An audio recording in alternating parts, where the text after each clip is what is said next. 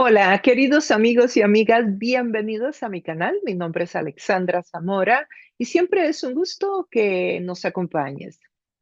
Hoy estaremos continuando en el estudio del libro de Apocalipsis. De hecho, es el segundo estudio. Estaremos en el capítulo 1, veremos los versos del 1 al 3. Bueno, sin más, te recuerdo, suscríbete al canal si no lo has hecho.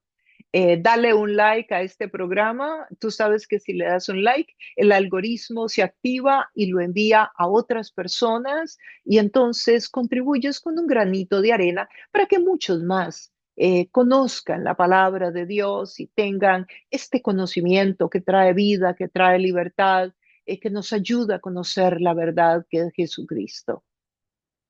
Y sin más, vamos a continuar. Continuamos en esta aventura maravillosa de estudiar el libro de Apocalipsis. Hoy iniciamos el primer capítulo. Estaremos cubriendo del verso 1 al verso 3.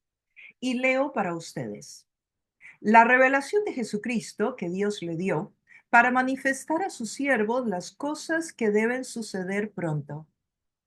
Y la declaró enviándola por medio de su ángel a su siervo Juan, que ha dado testimonio de la palabra de Dios y del testimonio de Jesucristo y de todas las cosas que ha visto.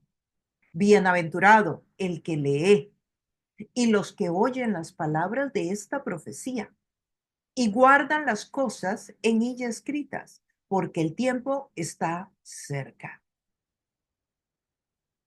Vamos a tratar de cubrir estos tres versículos en el día de hoy. Pero quisiera dar una corta introducción, un pequeño repaso inclusive al estudio anterior que lo puedes conseguir aquí en el playlist llamado Libro de Apocalipsis. Está como la introducción.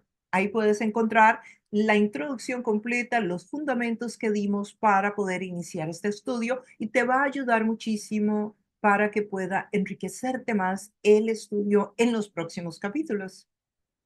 Este es un libro espectacular, maravilloso, profundo, en el cual no se puede correr. Hay que ir despacio, paso a paso, para ir adquiriendo todo el conocimiento que nos quiere dar el autor o el que inspiró al autor en este caso. Así que yo les invito para que tengan una libreta a mano y puedan ir tomando notas porque eso les va a facilitar el recordar las enseñanzas luego. Y el escribir siempre nos ayuda con el tema de la memoria. Y que también preparemos nuestra voluntad y nuestra perseverancia para poder llegar hasta el final de este estudio. Es un libro que nos va a llevar varios meses, así que preparémonos para ser disciplinados, para estar estudiándolo. Pon ahí en tu canal que te lleguen las notificaciones para que recibas el estudio cuando lo publico y entonces te puedas ir poniendo al día. Y desde luego te recuerdo que puedes poner preguntas, inquietudes que surjan y yo de cuando en cuando vengo al canal y estoy viendo las preguntas y estaré contestando algunas o las que yo vaya pudiendo. Y si no, pues estudio para darte la respuesta. El libro de Apocalipsis, como vimos en el estudio anterior, fue escrito en griego, en una cultura que era una cultura muy diferente a la nuestra, la de nuestro tiempo. Nosotros en Occidente, por ejemplo, escribimos más de forma lineal. Sin embargo, la cultura griega era más una forma de escritura como un poco espiral. Vamos a ver que hay temas que se tocan y luego se vuelven a tocar, pero se profundizan. Además que Juan está teniendo una experiencia extraordinaria en la cual él está viendo un montón de eventos al mismo tiempo, no de manera lineal. Así que todo esto nos ayuda para poder entender muchísimo mejor el mensaje. Y el método de interpretación, como lo expliqué ya en el estudio anterior, que voy a estar usando, es el literal. Mi estilo de enseñanza es expositivo. Por lo tanto, el método que yo uso para estudiar, para enseñar y estudiar la palabra es el método gramático histórico literal. Y en este caso, para el libro de Apocalipsis, es el método literal. O sea que a partir del verso 4, yo sí creo que todos los eventos presentados son eventos que literalmente van a tomar lugar en algún momento en el futuro. Eso es lo que significa. No significa que no hay porciones de historia. Claro que hay porciones de historia. Juan en este libro se dirige a las iglesias en Asia. Esas iglesias existían en aquel momento. No eran todas las iglesias porque habían sido fundadas muchas más que esas, pero las iglesias que escoge, que son 7, eran iglesias que existían en lo que hoy sería Turquía. Ahí es donde estaban estas iglesias. La introducción a este capítulo creo que puede ayudarte muchísimo para entender algunos asuntos y temas que se irán estudiando en el transcurso de los próximos semanas o meses. Eh, Juan tendría aproximadamente 90 años cuando escribió. Nos referimos al apóstol Juan, el más joven y al más joven de los discípulos, de los 12 discípulos que acompañaron a Jesús en su ministerio y el único sobreviviente en este momento.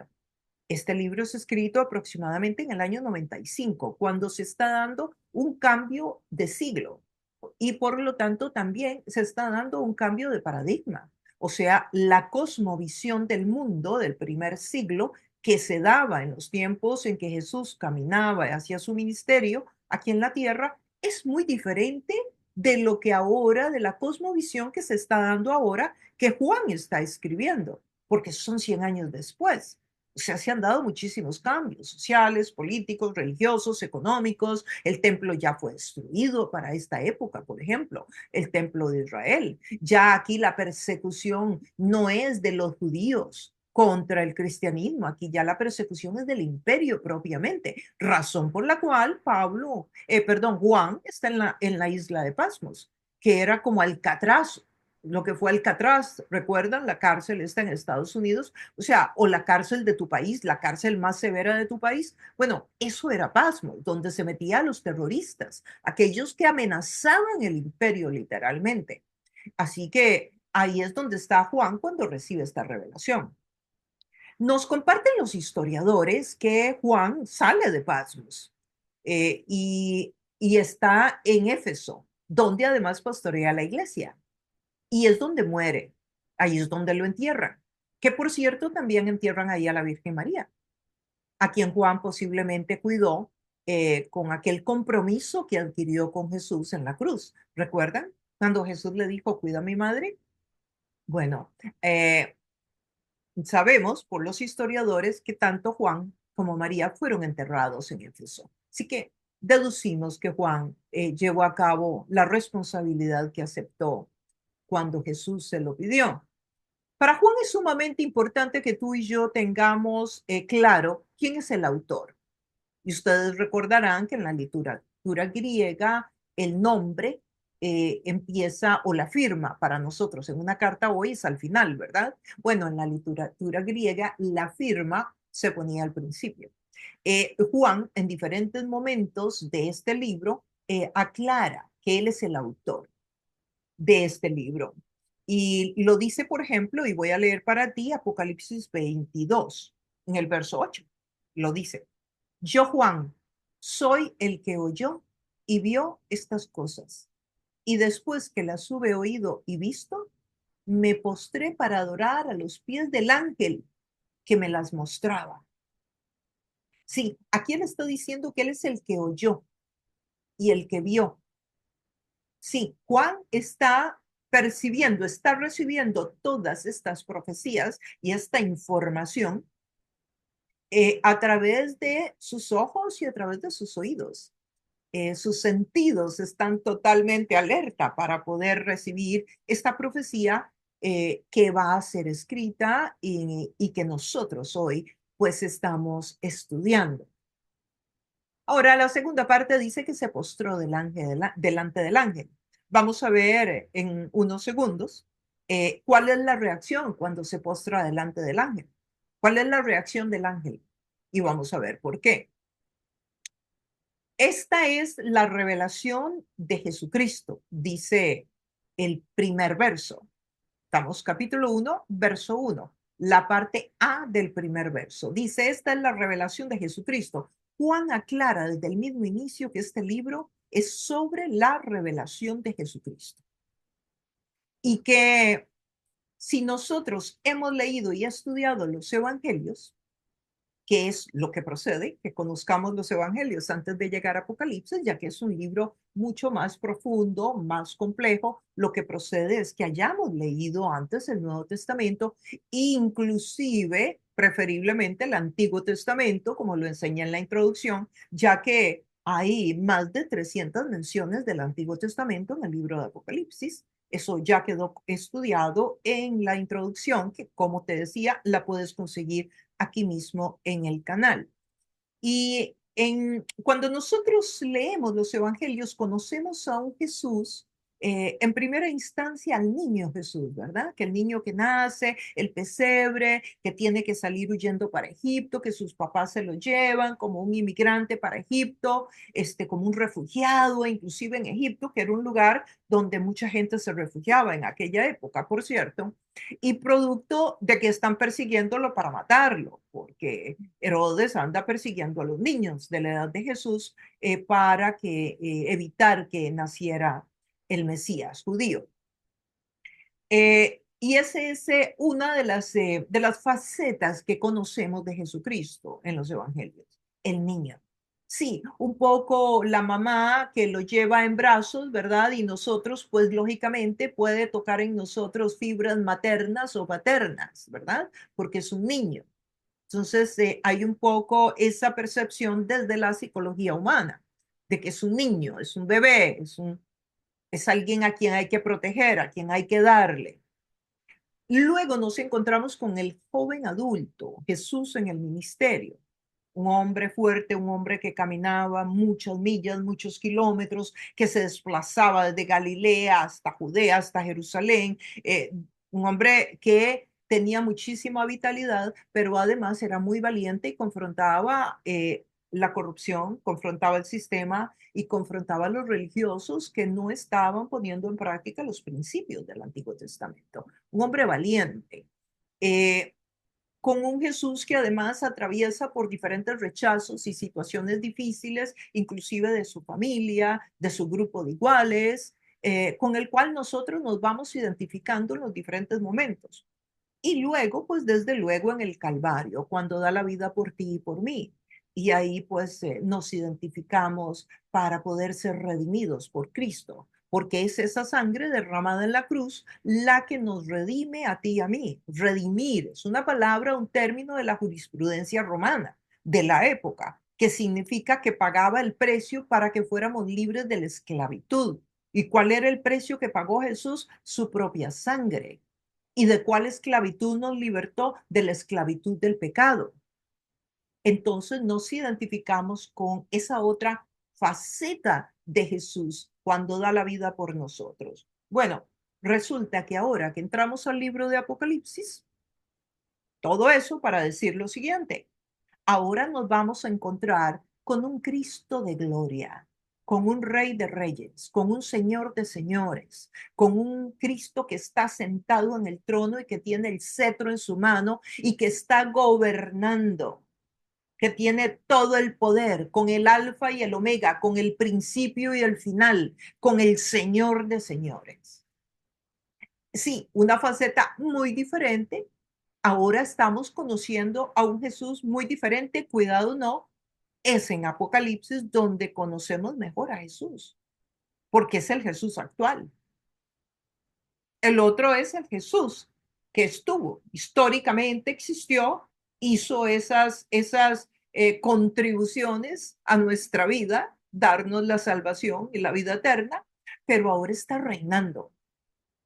Y ahora venimos entonces a conocer a un Jesús que no necesita que lo ayuden, que no es vulnerable y por eso lo pueden maltratar o rechazar, etcétera, sino un Jesús que está en control y está orquestando lo que sucede en el universo, quien es honrado por Dios Padre, a quien le da toda la autoridad. Y que además el texto bíblico dice que toda rodilla se va a doblar delante de él, tanto los que creyeron como los que no creyeron.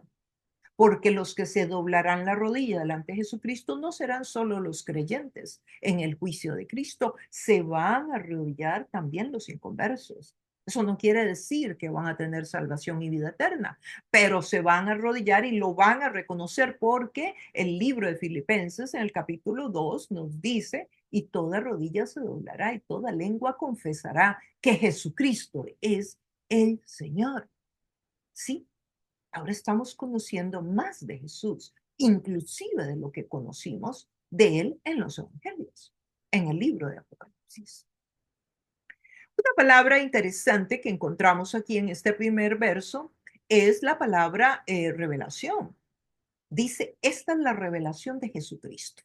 La palabra revelación es la palabra misma Apocalipsis. Apocalipsis significa una obra de un artista que es terminada completamente y ahora es presentada al público. De hecho, esta palabra está 18 veces en el Nuevo Testamento. Y esta revelación es la revelación de Jesucristo. Ahora, Apocalipsis, y voy a tratar de ilustrarlo con una analogía. Cuando un escultor o un pintor termina su obra, generalmente la cubre con un lienzo y la pone en un salón, invita a todos sus amigos, sus conocidos, sus colegas, para mostrarles su obra. En el momento en que el artista toma el lienzo y lo remueve y la obra queda descubierta, queda develada. Sí, queda a la vista de todos. La obra está completa y ahora es mostrada a todos. Eso es lo que significa Apocalipsis en términos del griego koiné. Entonces, estamos hablando de que Apocalipsis es la obra terminada y develada de Dios a la humanidad. Dios se la entrega a Jesús, Jesús se la entrega a un ángel y ese ángel se la entrega a Juan. Y eso lo iremos viendo a continuación. En el verso en el capítulo 22 siempre, pero el verso 9. Anteriormente leí el verso 8 para ustedes. Ahora va a ser el 9, cuando Juan se arrodilla delante del ángel que le está entregando lo que él está viendo y oyendo.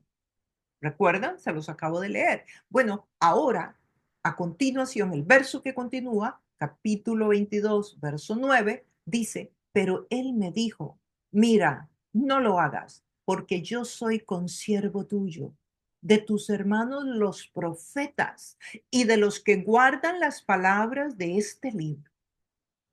Adora a Dios. Juan, cuando recibe esta revelación, pues se arrodilla delante del ángel. Posiblemente cree que es Jesús. Y entonces el ángel le dice, no lo hagas, no lo hagas, porque yo soy consiervo tuyo. Todos sabemos que la palabra ángel significa mensajero y que los mensajeros o los ángeles no son hijos de Dios. Ellos no tienen el conocimiento del gozo de la salvación que sí tenemos los creyentes. Ellos son mensajeros que están puestos precisamente para llevar mensajes de Dios a los hijos de Dios y para cuidar a los hijos de Dios. Bueno, este ángel le dice, no te arrodilles, que yo soy consiervo tuyo y de los hermanos y de tus hermanos los profetas. Hace mención del Antiguo Testamento y de los que guardan las palabras de este libro. Y es que la palabra guardan aquí no se refiere a guardar en un armario o en un baúl. No, no, se está refiriendo a guardar en el corazón, que las atesoran, que las creen, que las internalizan. Sí, que las abrazan como una verdad absoluta, absoluta. Así que los ángeles vemos que son muy usados En el libro de Apocalipsis muchísimo. Son mencionados 66 veces. También vamos a encontrar a unos ancianos, a la misma persona de Jesucristo en algunas oportunidades. Así que habrán varios personajes que van a ir apareciendo conforme profundicemos en el texto. El verso 1, leo para ustedes. Esta es la revelación de Jesucristo. ¿De quién es esta revelación? ¿De Juan? ¿De algún otro personaje? ¿De los apóstoles? No, de Jesucristo. O sea, el libro de Apocalipsis es la revelación de Jesucristo mismo, que Dios le dio para mostrar a sus siervos lo que sin demora tiene que suceder. La versión tuya puede que diga lo que pronto tiene que suceder, pero eso no varía el significado. Está hablando que es una revelación que pronto tiene que suceder. La palabra aquí, que sin demora tiene que suceder, es una palabra y en realidad lo que el texto nos quiere decir es que la palabra rápido o pronto, independientemente de la traducción que tengas, no significa que es algo que va a suceder pronto, sino se refiere a la velocidad en que estos acontecimientos tomarán lugar a partir del momento en que se inicien. Eso es lo que significa esa frase. Sin demora o pronto van a suceder. Esta es la revelación de Jesucristo, entonces, que Dios le da a sus siervos. Esto es, a través del ángel y el ángel a Juan. Y esto es lo que le dice en Apocalipsis 1:19. Dice así, escribe las cosas que has visto y las que son y las que han de ser después de estas. O sea, escribe las cosas que ya viste, las que son y las que han de ser. O sea, Juan está recibiendo una información importantísima y unas instrucciones muy específicas. Dicen algunos autores que Juan escribe en griego, pero sin embargo su pensamiento es hebreo. Entonces esto lo hace todavía más complejo en su forma de escribir. Durante 36 veces Juan menciona algo que él vio y 27 veces menciona algo que él escuchó. Es a través de los sentidos que él está recibiendo esta revelación. Ahora, cuando llegamos al verso 3, capítulo 1, verso 3, dice, dichoso el que lee y dichosos los que escuchan las palabras de este mensaje profético y hacen caso de lo que está aquí escrito, porque el tiempo de su cumplimiento está cerca. Los que leen se refiere a los que enseñan este libro. En este caso, pues yo dice que soy bendecida porque lo estoy enseñando. Pero tú también eres bendecido porque inmediatamente dice, dichosos los que escuchan, o sea, se refiere a los que estudian este mensaje. Entonces, tanto los que enseñamos como los que están escuchando y aprendiendo y hacen caso de lo que aquí está escrito. Dice que somos bendecidos. Este libro empieza con esta bendición maravillosa que no se da en ningún otro libro de la Biblia. Este es el único libro donde Dios dice que bendice al que enseña y bendice al que escucha. Y eres bendecido, eres bendecida. Ya en este mismo momento la bendición de Dios está sobre ti porque tú estás escuchando esta enseñanza. La parte B de este verso 3 dice de este mensaje profético. O sea, el mensaje es profético, es de futuro, profecía, anuncia algo que sucederá en el futuro. Tiene como propósito revelar la verdad. Por lo tanto, es el interés de Dios que esa verdad se conozca y la verdad es Jesucristo. El libro de Apocalipsis revela a Jesucristo. Alguien podría creer que este libro te vuelve loco, hay mucha conspiración acerca del libro, se le ha estirado muchísimo el texto, se han sacado muchas historias, se han dicho muchas cosas que no tienen ninguna validez teológica, suposiciones, etcétera. Sin embargo, yo te quiero decir que a Dios le interesa que esta verdad sea revelada, porque si no, ¿por qué? Además de que la pone en manos de Juan para que la publique y nos llegue hoy esta información, ¿por qué la bendición a quien lo escucha y a quien lo enseña? Porque hay un interés especial en que esta verdad llegue a todos. Así que por lo tanto esta verdad no va a volver loco a nadie, ni tiene que producir temor, sino todo lo contrario, un conocimiento que da libertad porque está respaldado por el Espíritu de Dios. Claro que van a haber temas nuevos y puede que temas diferentes de lo que conocemos y algunos diferentes temas difíciles y diferentes para digerirlos, pero eso no significa que nos tiene que producir miedo. Precisamente por eso es importante que conozcamos los evangelios y conozcamos a Jesús. Y es que, interesantemente, si te pones a pensar, la revelación desde el inicio dice que Dios se la entregó a Jesús. Jesús se la entregó al ángel, el ángel a Juan. Aquí vemos un canal establecido, un canal de comunicación establecido por Dios.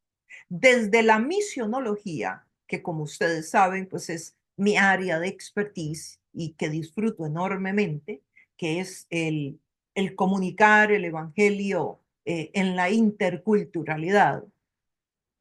Estos canales de comunicación de Dios a mí me apasionan. Porque Dios, Jesús pudo presentársele a Juan y no usar el ángel. Sabemos que Dios no podía hablar directamente con Juan porque el texto bíblico en el Antiguo Testamento dice que ningún hombre puede estar en la presencia de Dios y seguir vivo, pero podría haber usado a Jesús para que le comunicara a Juan. Sin embargo, no lo hace así, usa al ángel.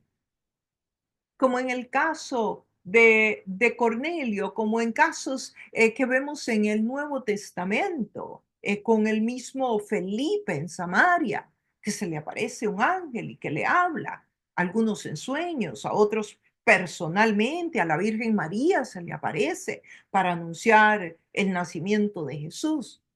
Dio sus ángeles, pudiendo Jesús hablar directamente, pero no lo hace. Él tiene canales de comunicación establecidos. De la misma manera que el Evangelio hoy ha sido encomendado a la iglesia. ¿Quién es la iglesia? Tú y yo, los creyentes, porque la iglesia no es un edificio. La iglesia somos los creyentes que nos congregamos en un edificio.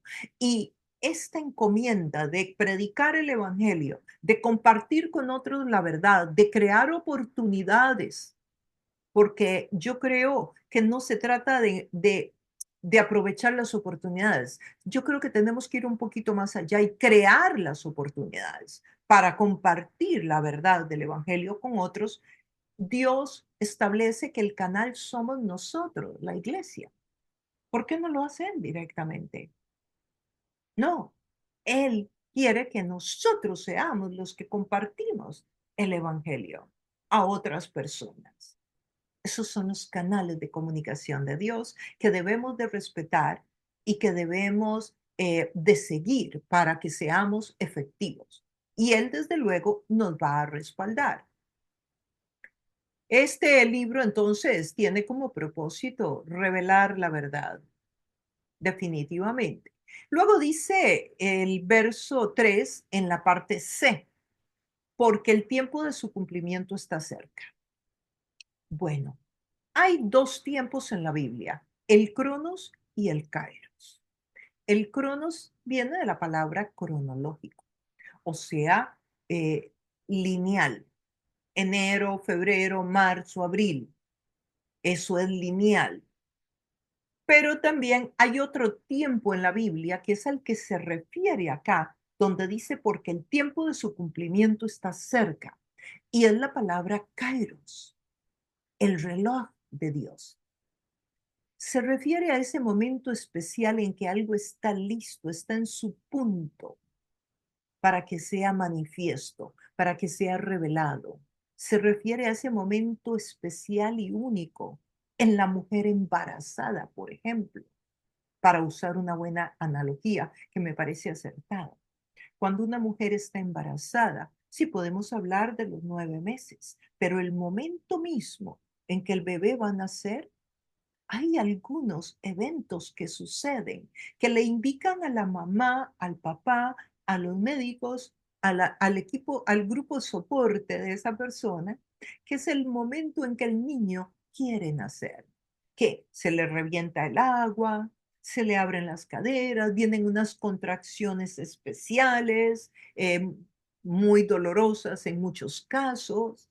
Bueno, y además se prepara todo para que cuando el bebé nazca tenga todo lo que se va a necesitar para que ese bebé pueda nacer sanito y pueda empezar a respirar, pueda empezar a ser amamantado.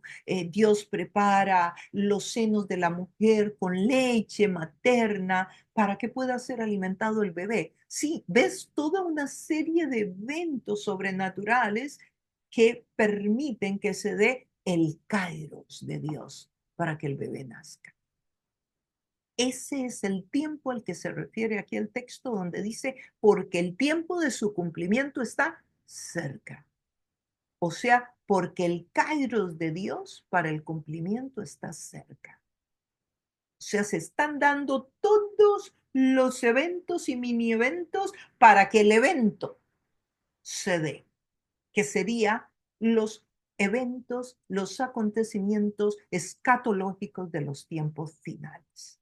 Cuando el Señor regresa, cuando viene la segunda venida, cuando viene el rapto, cuando se da la gran tribulación, y todos estos eventos que el libro de Apocalipsis nos presenta de muchas maneras, algunas simbólicas, con numerología, con historia y literales.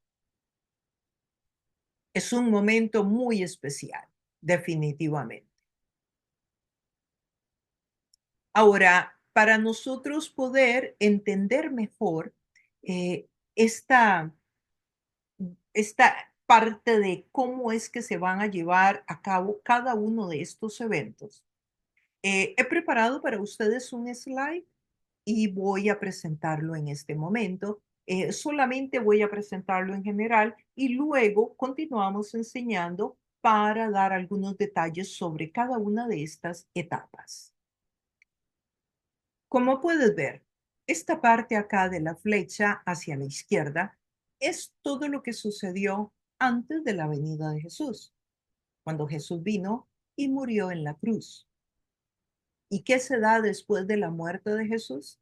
Que al tercer día Él resucitó y tomó un cuerpo espiritual, un cuerpo redimido, que no era de carne, y continuó apareciéndose a los discípulos y continuó capacitándolos por 40 días, dice el texto bíblico, y se les aparecía en varias oportunidades y les enseñaba y caminaba con ellos y lo reconocieron, o sea que era un cuerpo reconocible, no un cuerpo de carne, era un cuerpo redimido.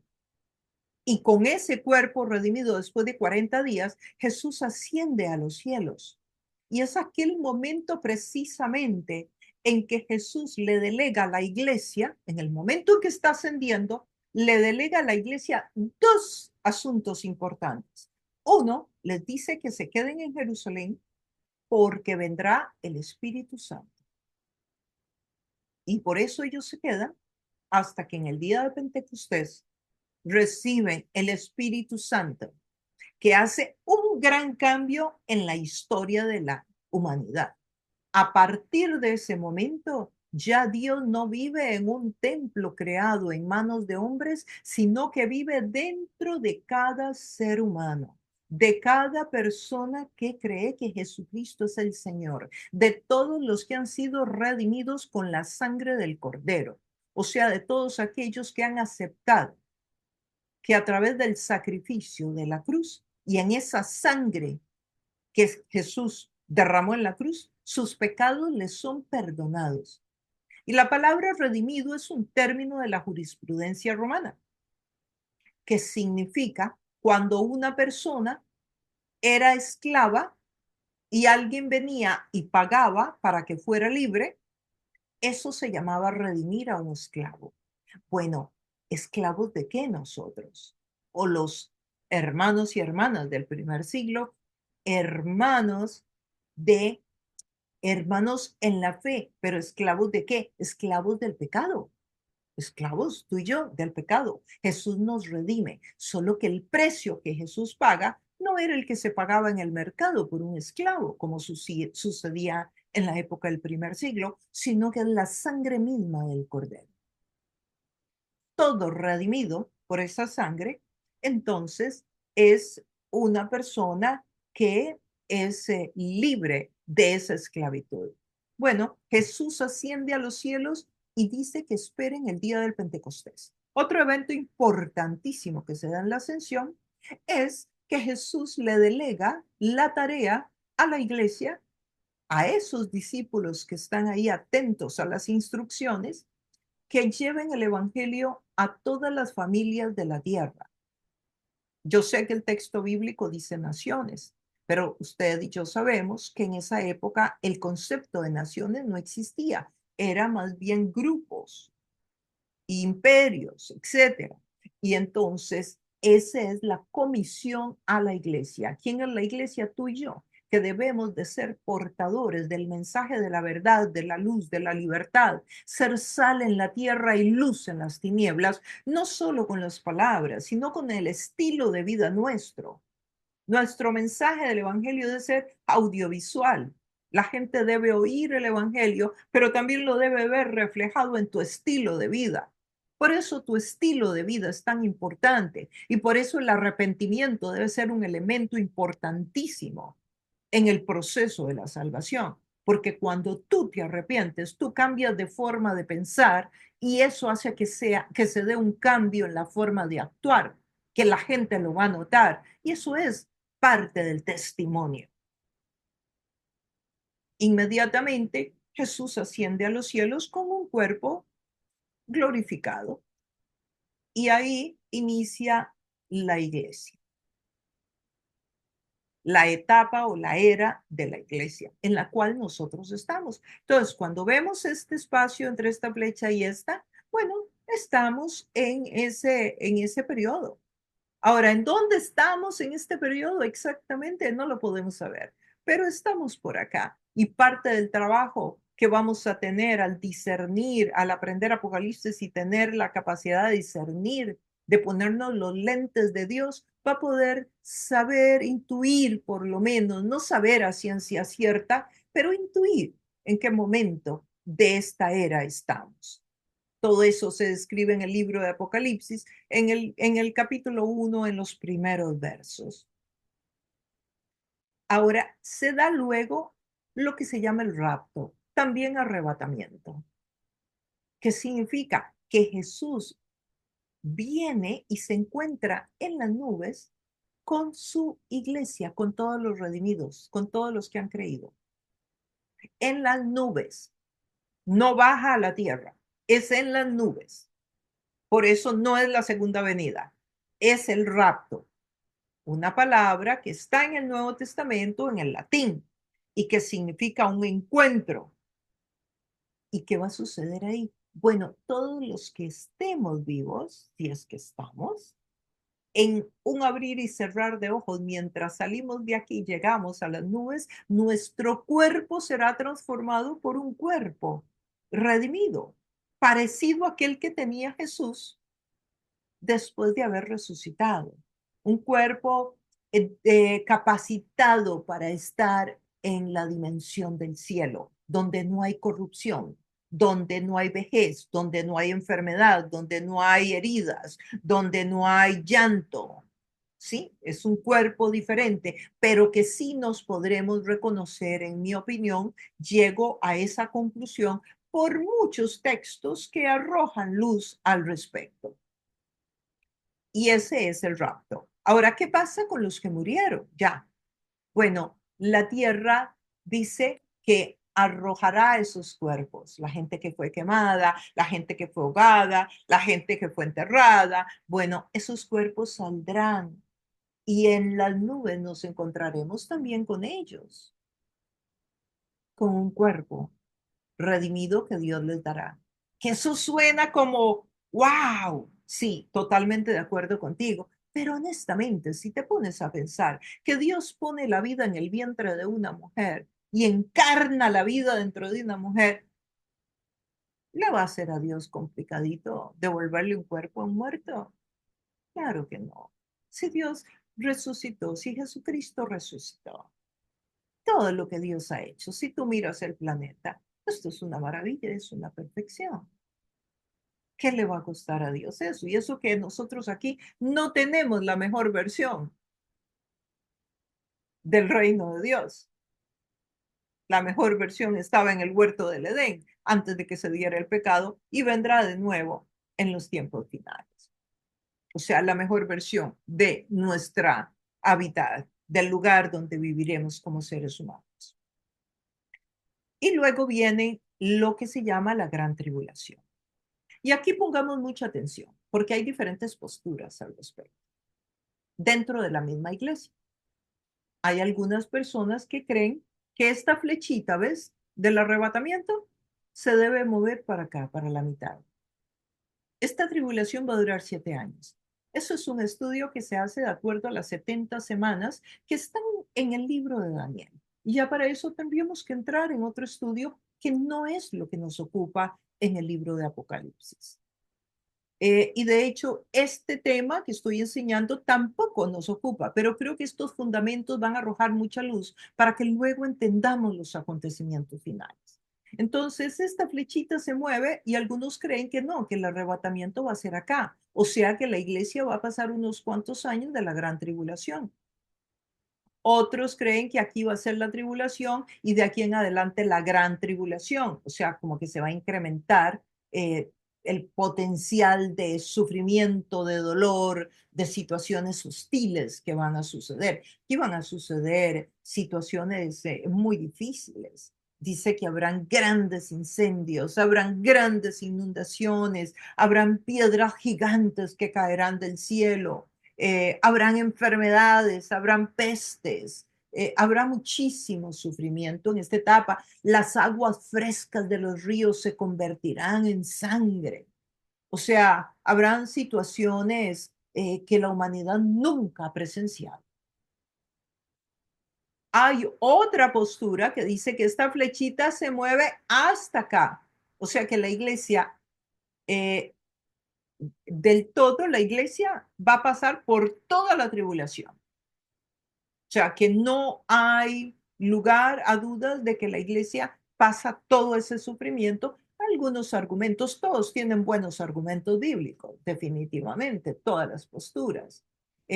Y aquí el argumento sería que, bueno, que hay muchas naciones, muchos grupos étnicos que están pasando tribulación. Tal vez tú y yo no lo vemos porque no salen las noticias, pero hay persecución muy cruel en algunos sectores, en algunas familias, en algunos grupos étnicos en el mundo, solo porque creen en el Evangelio. Hay lugares donde los encarcelan, donde los matan.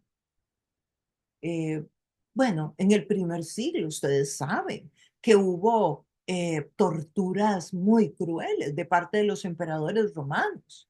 De hecho, Juan está en la isla de Patmos porque hay una persecución muy cruel de Domiciano contra la iglesia, pidiendo que lo adoren. Ha decretado que su madre debe ser la madre de Dios y que debe ser adorada, y él debe ser adorado y ha levantado estatuas en todo el imperio, y por eso la iglesia está siendo perseguida, porque no quiere doblar las rodillas delante de este emperador, que está dándole la continuidad de persecución a la que tuvo anteriormente Nerón también.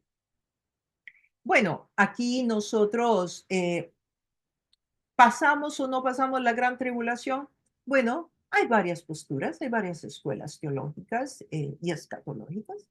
Eh, yo particularmente prefiero creer que no vamos a pasar toda la gran tribulación, pero no sé qué parte de la tribulación sí la vamos a pasar, porque no sé qué tanto se va a ir calentando todas esas crisis y esos eventos grotescos que van a pasar contra la iglesia. Eh, lo que sí recomiendo es que estés listo por si te toca pasar un pedacito, bueno, que estés listo. Si te toca pasar la mitad también. Y si te toca pasarla toda, pues que estés listo. Y que recuerdes que cuando pasamos por persecución y por sufrimiento, no hay ninguna prueba mayor que nosotros podamos pasar. El Espíritu de Dios va a venir y te va a fortalecer de una manera especial, como fortaleció a un Esteban cuando le estaban apedreando allá en Hechos 7 y en lugar de salir en carrera o de negar la fe o de quedarse callado y no predicar aquel mensaje que predicaba, pues aceptó ser apedreado y ser asesinado de esa forma tan cruel. Y al final dice, y estoy viendo al Hijo del Hombre de pie al lado del trono. Jesucristo siempre es mencionado sentado en el trono. Sin embargo, en ese verso es mencionado como que se puso de pie en el momento de la muerte de Esteban. Y Esteban con una gran serenidad. Eso para poner un caso, pero hubo muchas más persecuciones y muchas más torturas y tuvieron esa ayuda especial de Dios. Cuando nosotros pasamos por pruebas, si nosotros somos gente que cree en el poder de Dios, vamos a tener una ayuda de parte de Dios para pasar por ahí. ¿Significa que no va a doler, que no va a angustiar, que no va a haber temor? Yo no creo. Como humanos, yo creo que siempre vamos a ser permeados por nuestra humanidad, pero que definitivamente el Señor nos ayudará en esos momentos, como ha ayudado a otros en persecuciones anteriores. Y esa es la postura de ese grupo que cree que vamos a pasar toda la tribulación. Bueno, y luego viene el reino perdón, la segunda venida de Jesús. ¿Ves? Esta segunda venida de Jesús sí que Jesús llega a la tierra. La otra, el arrebatamiento, el rapto, es en las nubes. En esta sí viene y por eso es esta la segunda venida literal, porque ahora sí viene a la tierra. Y esto es cuando se da el Armagedón, cuando Jesús viene al Monte de los Olivos en Jerusalén. Y aquí es donde Jerusalén juega un rol importantísimo en la escatología, porque es muy claro el texto bíblico que dice que Jesús regresa a Jerusalén, al templo, al Monte de los Olivos, y ahí se llevará una batalla campal contra el falso profeta y otras entidades mencionadas, incluyendo el anticristo. Y a continuación, y eso está ahí en el capítulo 19, ahí lo puedes ver, ¿no? Como puedes ver aquí, puedes buscar los capítulos donde se menciona cada una de estas etapas, pero nosotros las vamos a estudiar conforme avancemos en el texto. Luego está los 1000 años, otra, otro evento en el cual la iglesia tiene diferentes posturas. Los 1000 años es un periodo de 1000 años del gobierno de Jesús, sí, en el cual el enemigo estará atado, no tendrá injerencia en los habitantes de la tierra en ese momento.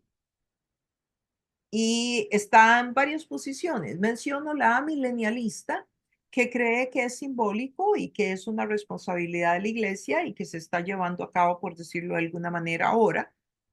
Está la este, postmilenialista, o sea que la venida de Jesús, esta flecha, se movería después del milenio. O sea que pasamos el milenio y después viene Jesús y que en esa época del milenio, pues mucha gente va a ser creyente, va a ser una época maravillosa, una época de oro. Y está el premilenialismo, que creemos que Jesús viene acá precisamente antes del milenio. Esta es mi postura, que Jesús viene antes del milenio.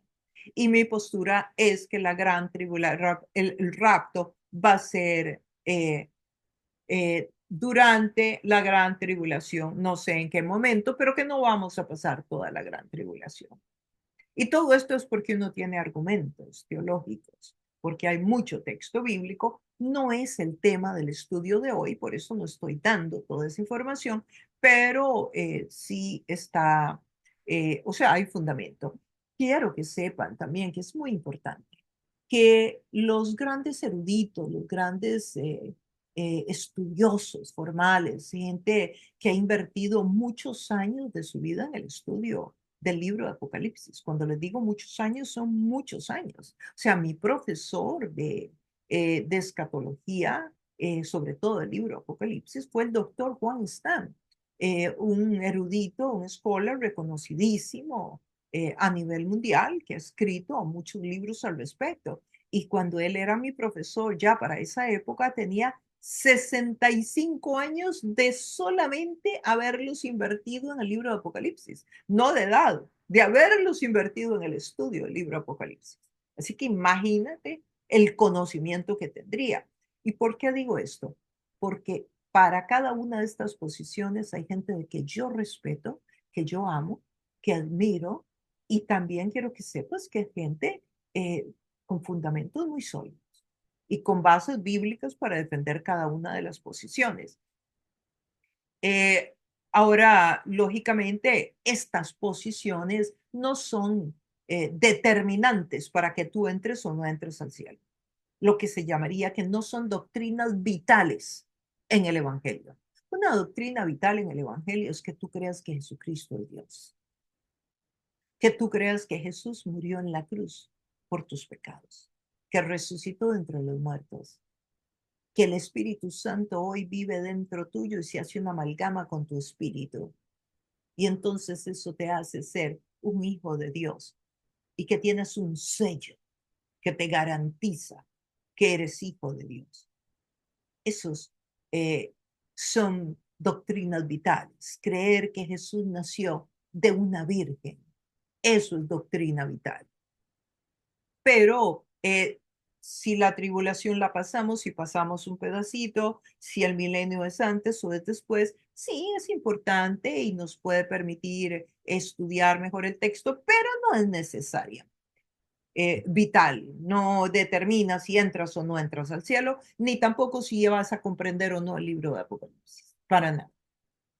Pero sí es información y cultura general que nos permite tener un poquito de conocimiento importante y fundamentos para continuar. Y luego continuaría el lago de fuego, que es cuando se dan los juicios de Dios, tanto a la humanidad, a todos aquellos que no creyeron. Eso es el juicio en el trono blanco, como a todo, como al enemigo en el lago de fuego, donde estará en el lago de fuego, será echado y ahí estará para siempre. Y ahí se acaba el enemigo, totalmente. Ya en el milenio no tuvo poder de acción, pero el lago de fuego es como quien dice la sentencia final, igual que el juicio del trono blanco. El juicio del trono blanco es el juicio de Dios, porque luego hay el juicio de Cristo. Pero el juicio de Cristo es para galardón de los creyentes, o sea, para remunerarnos por lo que hicimos, no para definir si somos salvos o no, porque el definir si somos salvos o no es por fe y es mientras estemos vivos, no es después de partir.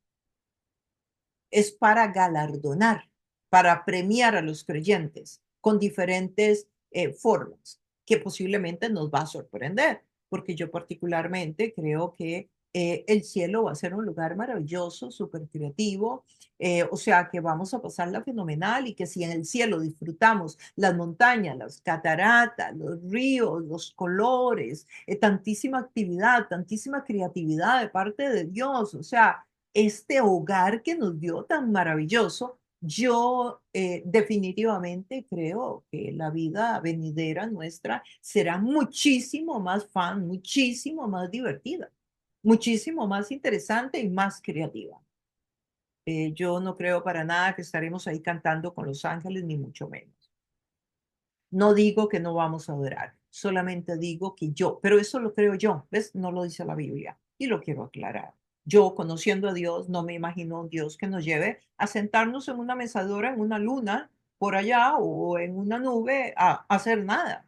No, yo creo que habrá otra forma de vivir y que será divertidísima. Y aunque habrá no dolor y habrá no enfermedad y habrá no sufrimiento y algunas cosas cambiarán, yo creo que nos podremos reconocer y yo creo que va a ser muy disfrutable. Eh, y luego viene el juicio del trono blanco, que será a todos los que no creyeron que Jesucristo es el Señor, que ya en realidad están, por decirlo de alguna manera, culpables por no haber creído, porque ya murieron, perdieron la oportunidad de creer, porque la oportunidad la tienen los seres humanos en la tierra mientras están vivos. Después de muerto, no hay forma de que alguien pueda creer en Jesús. No importa lo que te estén diciendo, de que tú pagas esto para que la persona se acerque o salga de un lugar y entre al cielo y todas esas historias. Eso no está en la Biblia. Las oportunidades son aquí en la Biblia. Y yo tampoco creo que nuestros antepasados, nuestros papás o abuelitos están viendo desde el cielo y cuidándote. Yo no creo eso. Yo no creo que sea la voluntad de Dios que una persona que está en el cielo tenga que estar viendo el sufrimiento de lo que tú estás pasando. O sea, no creo. Pero bueno, esa es mi postura. El juicio del trono blanco, entonces para los que no creyeron. Y tú dirás, pero entonces ¿para qué si ya están, ya son culpables? Bueno, porque ahí es el juicio, es el momento en que se decreta la condena, aunque ya está en juicio. Sí, eso es como cuando alguien va a la cárcel, es culpable, pero todavía no se ha celebrado el juicio, en que se decreta la sentencia. Bueno, en el juicio del trono blanco se decreta la sentencia. Y luego vendrá un nuevo cielo y una nueva tierra. ¿Qué te parece?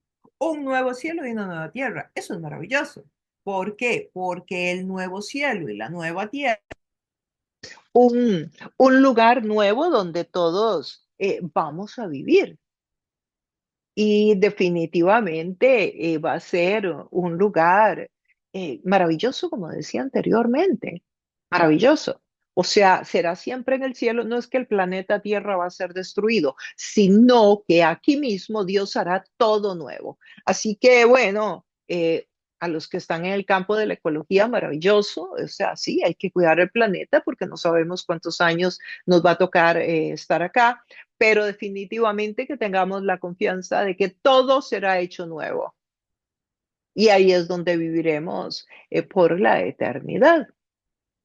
Bueno, esta es una corta explicación breve, pero que nos arroja suficiente luz para entender eh, cómo es el, eh, el croquis de cómo irán los eventos tomando lugar en los últimos tiempos. Y espero que te ayude un poco a entenderlo. La iglesia eh, tiene un rol importantísimo, definitivamente en el libro de Apocalipsis. Lo vamos a estar viendo cuando entremos en el verso 4. Hay mucho que tenemos que aprender de este libro. Eh, Juan 14, del 1 al 3 dice, no se angustien, confían en Dios y confíen también en mí. En el hogar de mi padre, esto lo habla Jesús, en el hogar de mi padre hay muchas viviendas. Si no fuera así, les habría dicho yo a ustedes que voy a prepararles un lugar allí. Oigan qué belleza, oigan qué ternura. Jesús está diciendo, no se angustien, confíen en Dios y confíen en mí. En el hogar de mi padre hay muchas moradas.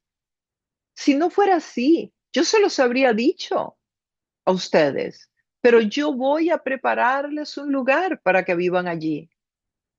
Y sí, yo me voy, se los voy a preparar y vendré para llevármelos conmigo. Así ustedes estarán donde yo esté. Ustedes ya conocen el camino para ir donde yo voy. Eso lo dijo Jesús antes de partir. Nosotros podemos apreciar el amor de Dios y el interés de Dios por compartirnos esta verdad, esta revelación. para que podamos entender los tiempos finales, para que podamos profundizar en este conocimiento y discernir, intuir cuando estamos cerca de esta era. Nunca vamos a saber a ciencia cierta cuándo es que Jesús va a venir. Dice que Él vendrá como ladrón a medianoche, cuando nadie lo espera. O sea, estudiamos el texto, podemos discernir los tiempos, como lo dije en el estudio anterior, en la introducción, y ese es el propósito, pero saber a ciencia cierta cuándo el Señor vendrá, Jesús mismo dijo, ni yo mismo lo sé. No es algo que Dios está interesado en revelarnos. Interesante, está interesado en revelarnos, eh, a darnos los eventos que nos muestran que nos estamos acercando, pero no está interesado en que sepamos la hora exacta en que va a venir. Y vamos a seguir aprendiendo de este libro temas maravillosos sobre cómo manejarnos hoy en el diario vivir, cómo ponernos los lentes de Dios para entender la escatología, que es la ciencia que estudia los temas finales. Y desde luego en el libro de Apocalipsis, pues es un libro que es un tesoro desde esa perspectiva. Así que, queridos amigos y amigas, yo les invito para que continuemos estudiándolo. Y desde luego, para que regreses para el próximo estudio. Mira, de hecho, pon regístrate en el canal si te gusta el contenido. Y ahí en la campanita, hazle un clic para que te lleguen las notificaciones y estemos estudiando juntos, estés actualizado y vayas al día con los estudios que van a ir saliendo. Y desde luego, si tienes preguntas, alguna inquietud, algo que tal vez yo no haya cubierto, que te interesa, bueno, si pertenece al estudio de hoy, yo con mucho gusto voy a estar ahí contestando. Si yo veo que lo vamos a enseñar en una futura clase o estudio, desde luego, pues te voy a poner que ya pronto va a estar y así que vamos estudiando juntos este libro tan maravilloso que solamente por estudiarlo ya tenemos una bendición de parte de Dios. Que el Señor continúe iluminándote. Y una vez más, muchísimas gracias por acompañarnos en este estudio. Que Dios continúe iluminándote, también ayudándote con tus retos, con tus desafíos. Que el Señor tenga siempre misericordia de ti en todas las áreas y conteste no solamente a tus peticiones, sino también a los sueños en tu corazón. Nos vemos en el próximo estudio. Te recuerdo, si no te has suscrito al canal, suscríbete y manda este programa a otras personas que tú consideras que podría ayudarles, que sería de buena formación para sus vidas, que el contenido les podría ayudar. Y de esa manera colaboras con todas las familias que necesitan formación y conocer la verdad y conocer a Jesús. Y hay muchos libros más acá que he estado enseñando estudios completos, así, de esta manera, expositivos, verso por verso y palabra por palabra, por si estás interesado. Ahí está el libro de Juan, el libro de Jonás, el libro de los Hechos y muchos otros. Bueno, que Dios te guarde y nos vemos en el próximo estudio.